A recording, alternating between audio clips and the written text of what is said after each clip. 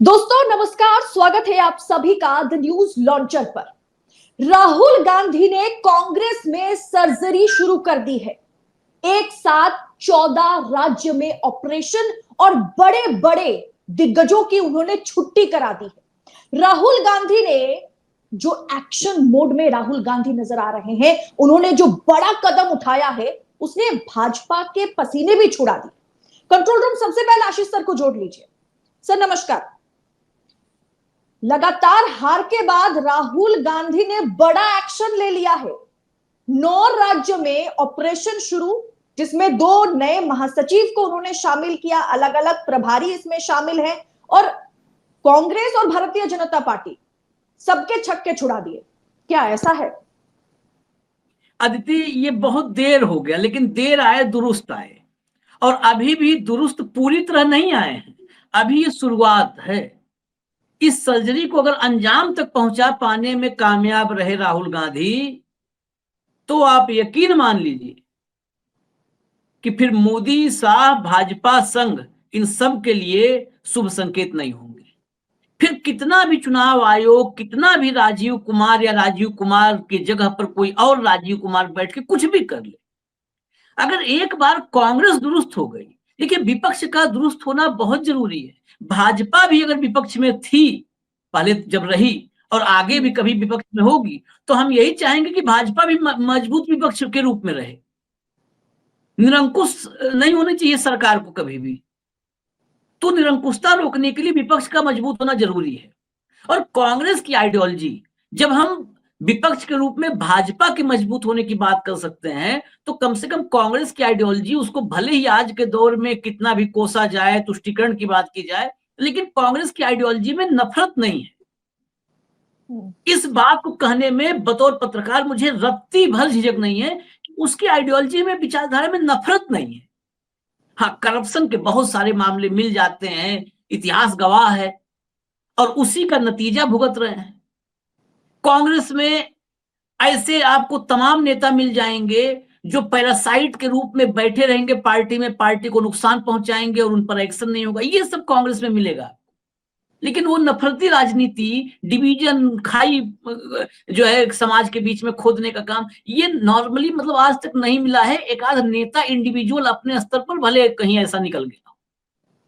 जो मैं पहले सर्जरी पे आता हूं, पहले फैक्ट्स पर आते हैं, फिर मैं और चीजें बताऊंगा। एक साथ 14 राज्यों में जो ऑपरेशन हुआ है, इसमें उन दिग्गजों की पहले चर्चा जिनकी छुट्टी की गई है। सबसे पहला नाम मैं राजीव शुक्ला का लूंगा। ये राजीव शुक्ला को कांग्रेस की नाकामी के पहले उदाहरण के रूप में इसलिए ले रहा हूं, आखिर आज तक राजीव शुक्ला को प्रभारी बना के रखा किस लिए था? किस लिए रखा था? हिमाचल से दिल्ली तक के ट्रांसफर के लिए? दर्शक समझ गए होंगे इशारा किस लिए रखा था।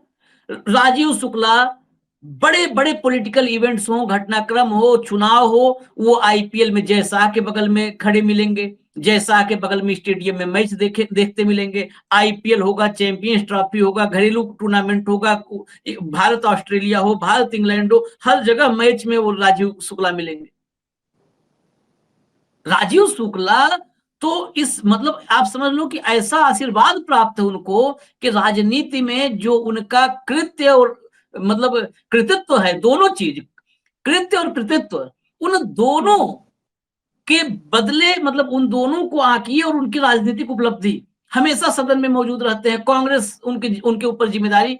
ऐसे आदमी को आप प्रभारी राज्य का कैसे बना के रख सकते हैं, जो आदमी नेशनल पॉलिटिकल हैपनिंग्स में भी शामिल नहीं होता है, दूरी बना करके रखता है या मैच में व्यस्त रहता है, उस राज्य में बेड़ा गर्क करेगा ही। तो राजीव शुक्ला को हटाया, ये सबसे मतलब शानदार जानदार डिसीजन है। जबकि राजीव शुक्ला, इसमें कोई दो राय नहीं है कि राजीव शुक्ला दिल्ली दरबार के काफी करीब हैं और प्रियंका गांधी के करीब थे। अभी इस पूरी लिस्ट में हम एनालिसिस करेंगे, अलग अलग तमाम जो जगहों से अभी खबरें आनी शुरू हुई हैं। कुछ लोग कह रहे हैं कि राहुल और प्रियंका के करीबियों को सेट किया गया है।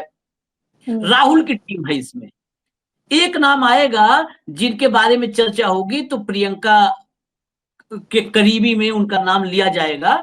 बाकी एक नाम आएगा इसमें आपको मल्लिकार्जुन खड़गे की टीम से, उनके करीबी हैं। उनके विश्वास पात्र हैं। बाकी राहुल की टीम ये नजर आएगी, पूरी जो टीम बदली गई है राहुल की टीम। तो राजीव शुक्ला, इन्हें प्रियंका गांधी कैंप में बड़ा मजबूत माना जाता था, इनकी छुट्टी हुई है, इसलिए मैं स्पेशली बता रहा हूं कि यहाँ पे ये सोचे कोई कि कैंप वाइज हुआ है, तो नहीं, ये राहुल के मुताबिक सर्जरी हुई है, इसीलिए सीधा लिखा है राहुल ने सर्जरी की है। उसके बाद राजीव शुक्ला के बाद आइए मोहन प्रकाश। मोहन प्रकाश बिहार में उनको जिम्मेदारी मिली है। बिहार में पार्टी का परफॉर्मेंस, पार्टी का संगठन, बिहार चुनावी राज्य है, दिल्ली निपट गया, अगला अगला नंबर बिहार का ही है। बिहार में आज भी प्रदेश में कांग्रेस का संगठन, सांगठनिक ढांचा, ये कांग्रेस के लिए ही, अगर ना पता हो तो मैं बता दे रहा हूं, आज की भी तारीख में दुरुस्त नहीं है।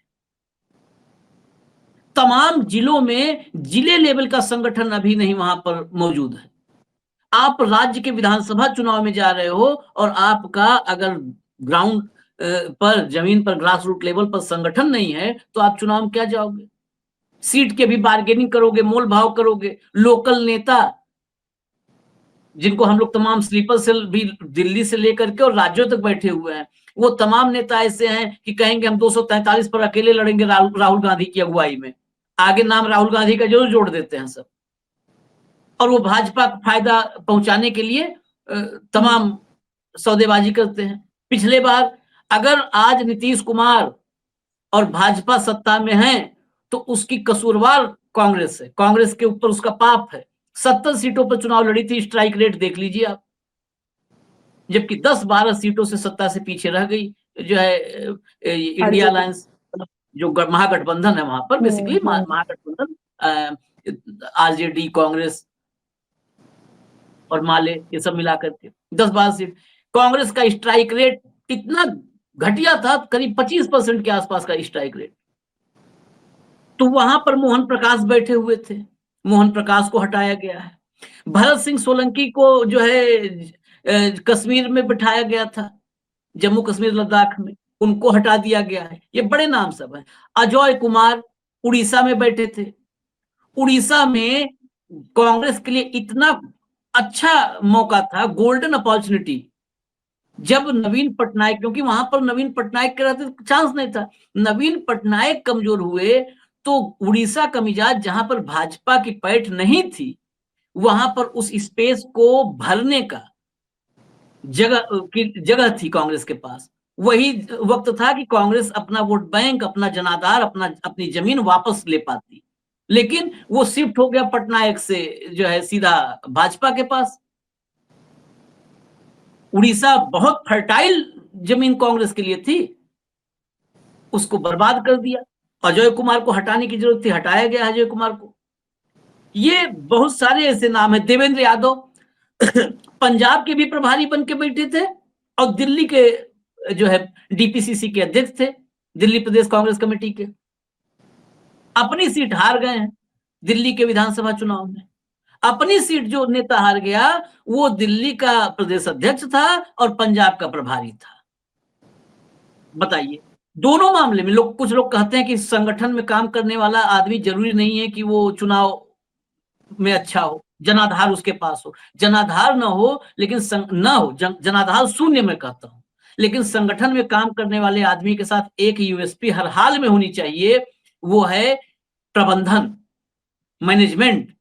संगठन में तो मैनेजमेंट इसके लिए चाहिए ना।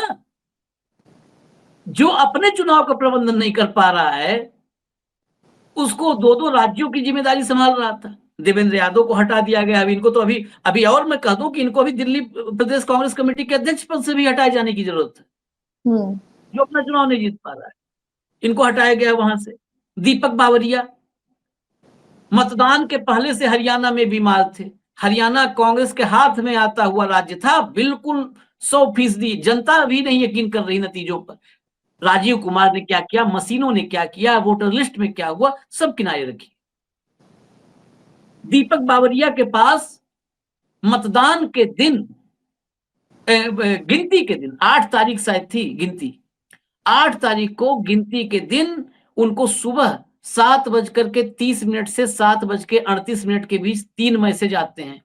एक ऐप पर आते हैं, उस ऐप का नाम मैं यहाँ जिक्र नहीं करूंगा, जैसे तमाम ऐप्स हैं मैसेजिंग ऐप्स, उसी एक ऐप पर आता है।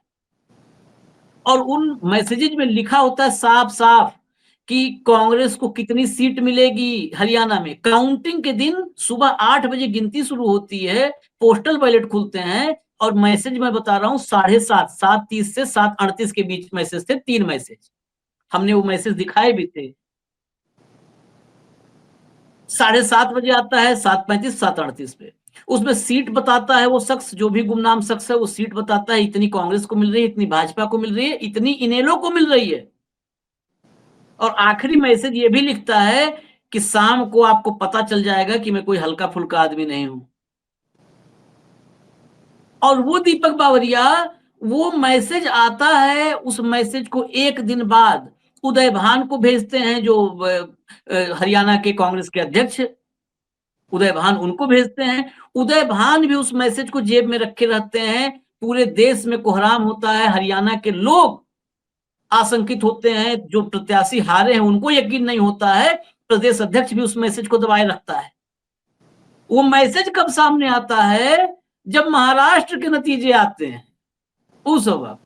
आप बताइए, हरियाणा चुनाव के नतीजे आए थे, जब अगला चुनाव नतीजा आता है तब वो मैसेज सामने आता है। वो मैसेज हमको मिला कहीं से, फिर हमने दीपक बावरिया से संपर्क किया और फिर उसको हमने चलाया। ऐसे दीपक बावरिया क्या जरूरत है? अभी मैं कहा ना कि सर्जरी का, अभी तो समझ लो आप कि बस सर्जिकल जो है इंस्ट्रूमेंट लाए गए हैं। ओटी में अभी कुछ ही लोग पहुंचे हैं। वहां सर्जिकल ब्लेड से लेके गाज पट्टी जो सब होता है ना, वो सब लाया गया। अभी सर्जरी शुरू नहीं हुई है। इसको मैं निजी तौर पर नहीं मानता कि अभी सर्जरी शुरू हुई है।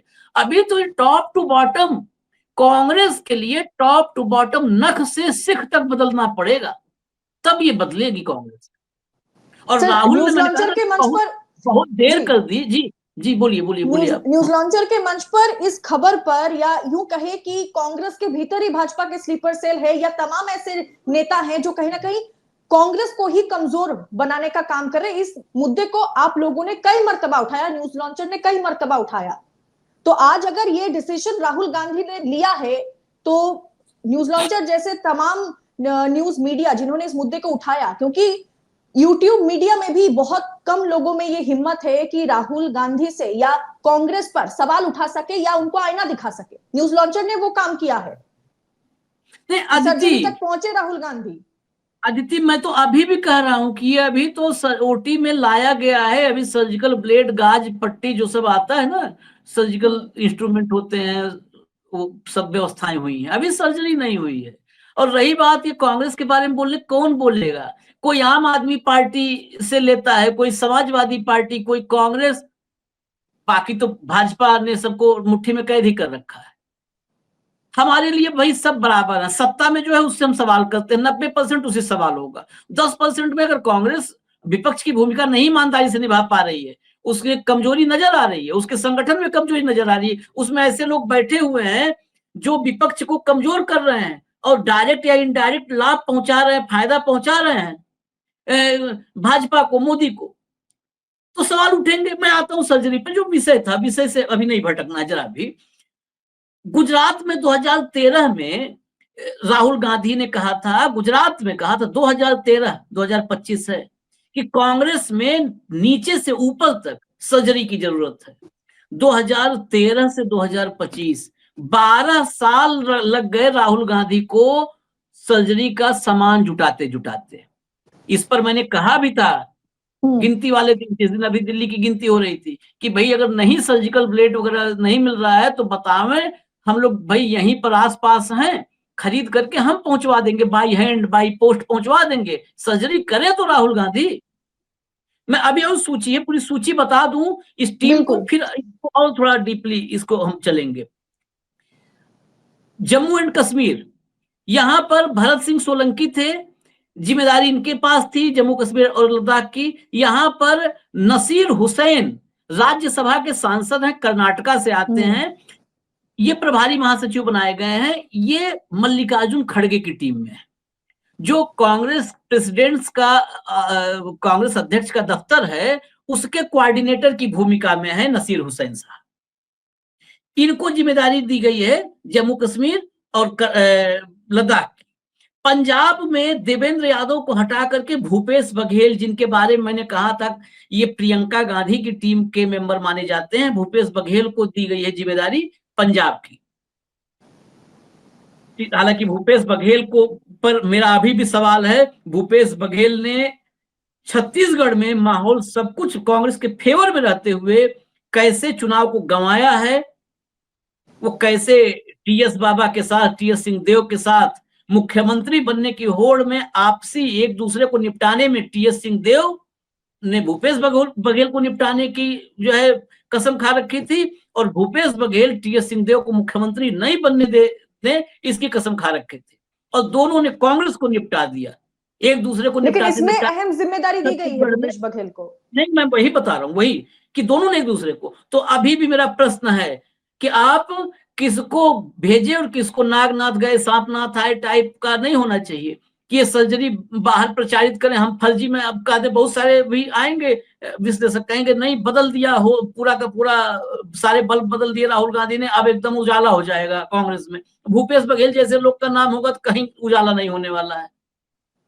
कहीं उजाला नहीं होने वाला है, ये अंधेरा कर देंगे। जबकि पंजाब वो राज्य है जहां पर कांग्रेस के लिए अभी आसन्न जो विधानसभा चुनाव है जो आगे आएंगे, उनमें सबसे ज्यादा अगर संभावना नजर आती है तो पंजाब में आती है, और वो पंजाब भूपेश बघेल को दिया गया है। ये हो सकता है प्रियंका के दबाव में दिया गया हो, प्रियंका गांधी के, क्योंकि पंजाब में सरकार जहां बनती है वहां पर प्रियंका जी थोड़ा सा ज्यादा मजबूती से कदम रखती हैं।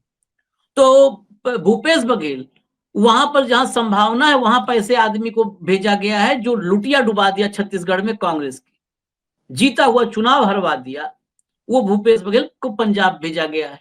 पंजाब में इसलिए क्योंकि पंजाब में आम आदमी पार्टी की दिल्ली में जो दशा हुई है और जो पंजाब में परफॉर्मेंस है वो पंजाब में आम आदमी पार्टी के लिए बहुत शुभ नहीं है, और वहां पर और कोई ऑप्शन नहीं है। शिरोमणि अकाली दल की राजनीति करीब करीब खत्म हो चुकी है, कांग्रेस पंजाब के रूट्स में है, इसलिए कांग्रेस के लिए पंजाब में आगे अच्छा अवसर है।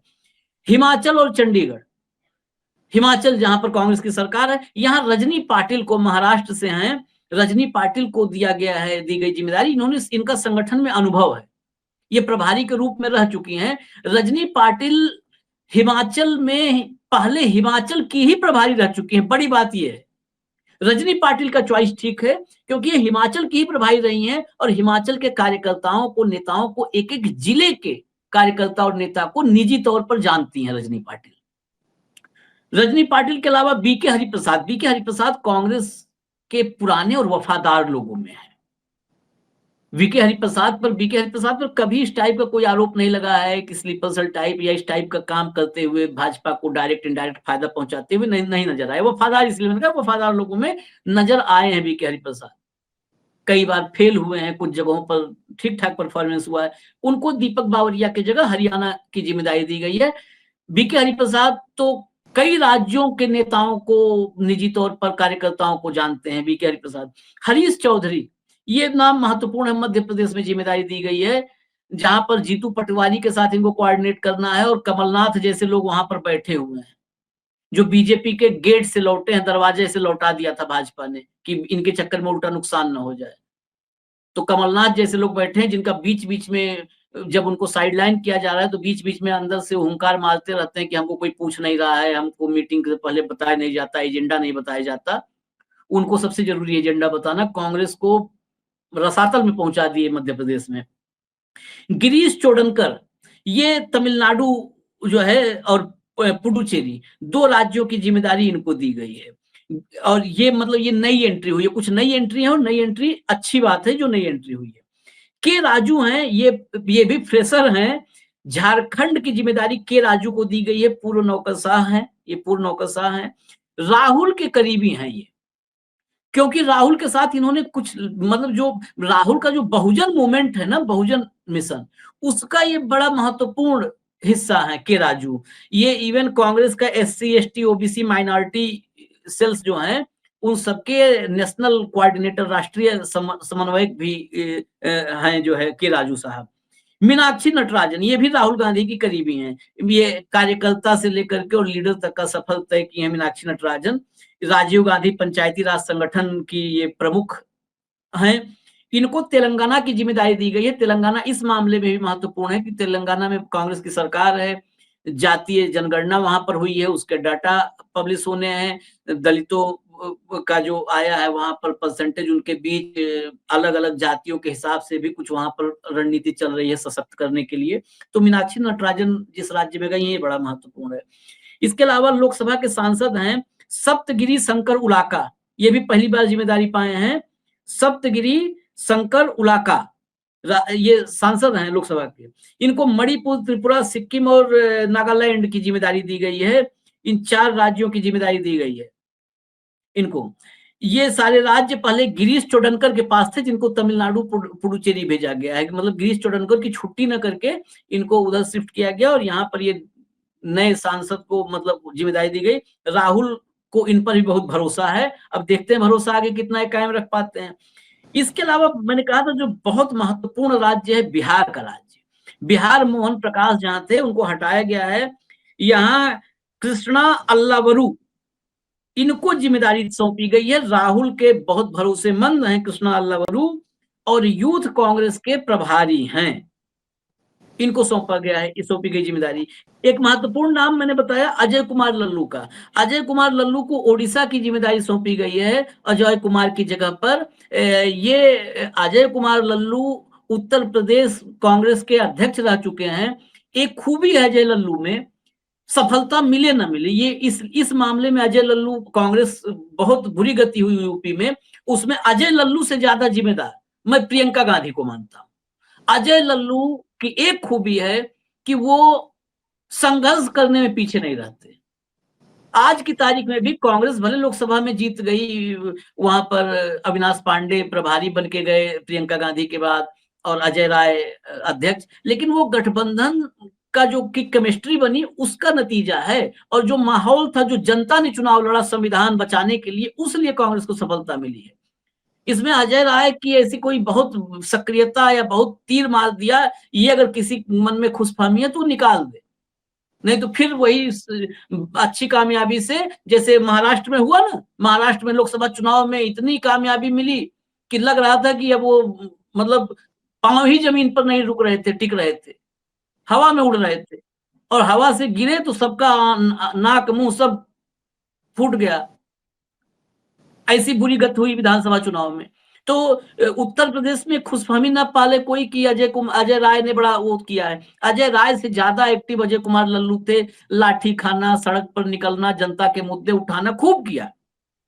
तो उड़ीसा की जिम्मेदारी दी गई है। अगर वो जो उत्तर प्रदेश वाला अंदाज है वैसे ही जाकर के कार्यकर्ताओं को सड़क पर जो है राजनीतिक संघर्ष करने के लिए तैयार कर पाए तो उड़ीसा के लिए सुखद हो सकता है। इसमें भूपेश बघेल का नाम छोड़ करके बाकी नाम बेहतर लग रहे हैं।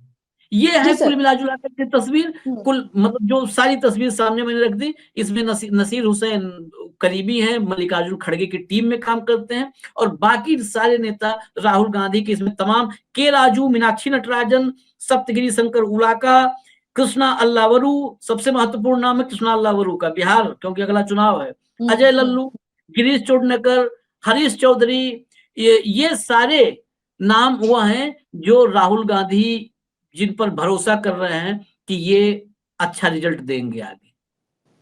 सर लेकिन शाम तक लगभग ये चर्चा अगर चर्चा का विषय बनती है मेन स्ट्रीम मीडिया में, तो सवाल तो इस पर भी उठाया जाएगा ना कि सारे डिसीजन राहुल गांधी क्यों ले रहे हैं। मल्लिकार्जुन खड़गे हैं, लेकिन ये पूरी की पूरी लिस्ट जो है उसमें सबसे ज्यादा राहुल गांधी के करीबियों को जगह मिली है। ये सवाल देखिए अदिति, ये सवाल जो उठा रहे हैं उनकी बुद्धि पर तरस खाने के सिवाय कुछ नहीं कर सकते। नाकामी कांग्रेस की तो राहुल गांधी फेल नेता है, तो जब राहुल गांधी, आप नाकामी फेल होने की जिम्मेदारी राहुल गांधी पर है तो पास होने के लिए टीम कौन बनाएगा? टीम कौन बनाएगा? जिस पर आप हार की जिम्मेदारी, आप याद करिए जब राहुल गांधी ने राष्ट्रीय अध्यक्ष पद से इस्तीफा दिया था, राहुल गांधी ने इस्तीफा दिया था और ये सोच कर दिया था और ये बोल कर दिया था कि जब राहुल गांधी इस्तीफा दे देंगे तो जितने मतलब राहुल गांधी की पूरी टीम इस्तीफा देगी, पूरी टीम इस्तीफा देगी। लेकिन राहुल गांधी ने इस्तीफा दिया और राहुल गांधी के इस्तीफा देते ही स्लीपर सेल्स की जो पूरी फौज है वो अध्यक्ष मतलब कांग्रेस का अध्यक्ष कौन बनेगा इसके लिए लॉबिंग शुरू कर दी। उस कहानी पे जाऊंगा तो आधे घंटे का अलग स्टोरी हो जाएगी। एक नेता मुकेश अंबानी तक से जाकर के मिला कि कांग्रेस अध्यक्ष बनने में, अब वो भाजपा में जा चुका है नेता, अब वो भाजपा ही हो चुका है। वो मुकेश अंबानी तक से मिला, आप समझिए, क्योंकि पॉलिटिकल फंडिंग सबको देते हैं, अंबानी अडानी सब पैसे देते ही हैं। तो कांग्रेस को चलाने के लिए वो होगा, वो अंबानी से जाकर के मुलाकात कर लिया कि हम अध्यक्ष बन रहे हैं, आप वो करिए, सपोर्ट करिए। दक्षिण भारत में एक पार्टी हुई, बड़ी पार्टी हुई, उसमें चिदंबरम के पुत्र भी थे। उसमें कौन कौन से नेता थे आप यकीन नहीं करोगे, बहुत सारे तो भाजपा में है, उसमें कई अब भाजपा में है, वो सब कांग्रेस अध्यक्ष बनने के लिए। और राहुल ने इस्तीफा दिया, सब राहुल को छोड़ दिए।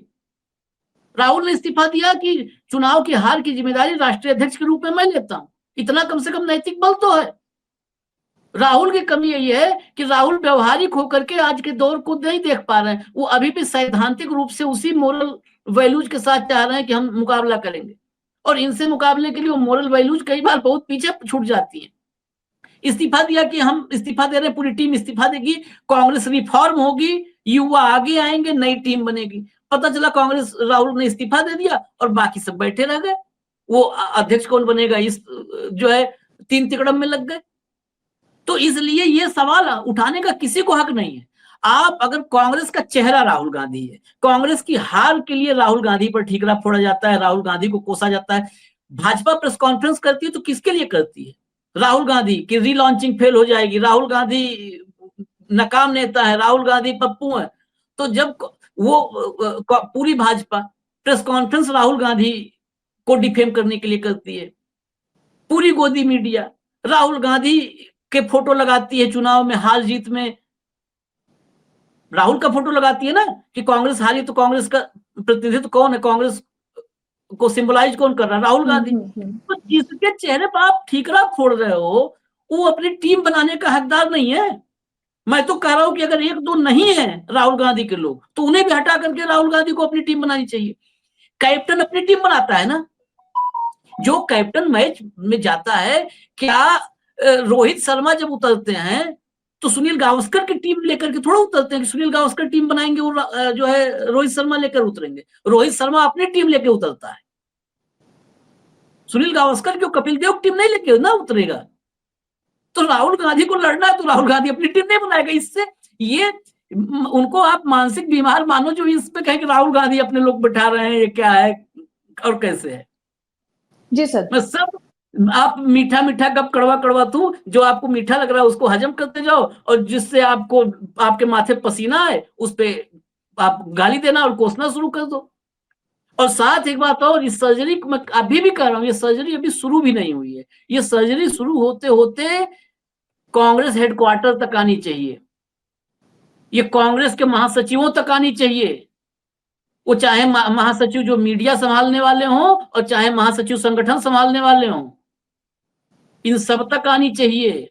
नहीं तो आप सबको बदल दोगे, इंस्ट्रक्शन कौन देगा? इंस्ट्रक्शन तो वही वेणुगोपाल।